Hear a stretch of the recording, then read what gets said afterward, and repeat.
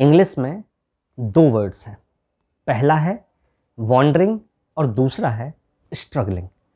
इन्हें अगर हिंदी में समझा जाए तो पहला है भटकना और दूसरा है संघर्ष करना।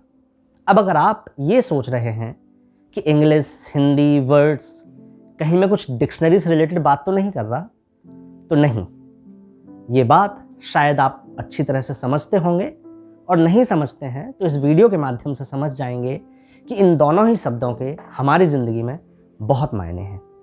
और अब अगर इस बात को हम थोड़ा समझने की कोशिश करें तो वॉन्डरिंग और स्ट्रगलिंग या फिर भटकने और संघर्ष करने में बहुत सारी समानताएं हैं। समानताएं इतनी सारी हैं कि कभी कभी या फिर यूं कहें कि अक्सर हम भटकने को ही संघर्ष करने का नाम दे देते हैं। और अंतर इन दोनों में सिर्फ एक ही है, और वही एक अंतर इन दोनों के बीच के डिफरेंस को इतना बड़ा बना देता है कि ये दोनों अलग अलग हो जाते हैं। तो वो एक अंतर है डेस्टिनेशन का, यानी कि मंजिल का।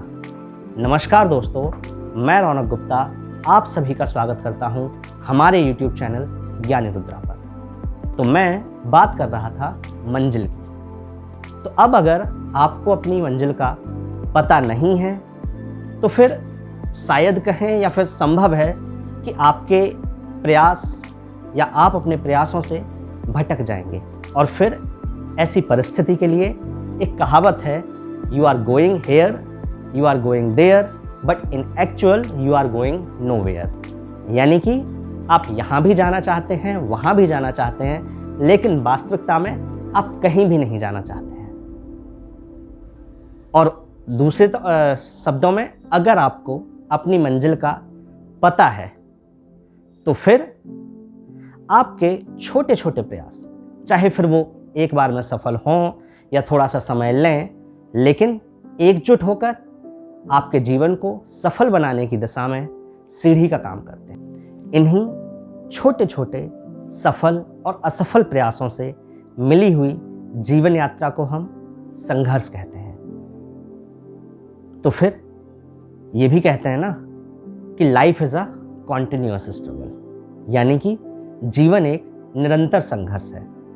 तो फिर किस बात का डर है आपको, या किस बात का इंतजार कर रहे हैं? अपनी मंजिल का पता करिए, प्रयास करिए और संघर्ष करते रहिए। और हाँ, एक बात जरूर ध्यान रखिए कि हार कभी मत मानिए। इसके साथ धन्यवाद। इंस्पायर्ड रहिए, एक्टिव रहिए और अपनी ज़िंदगी को खुशी के साथ एंजॉय करिए।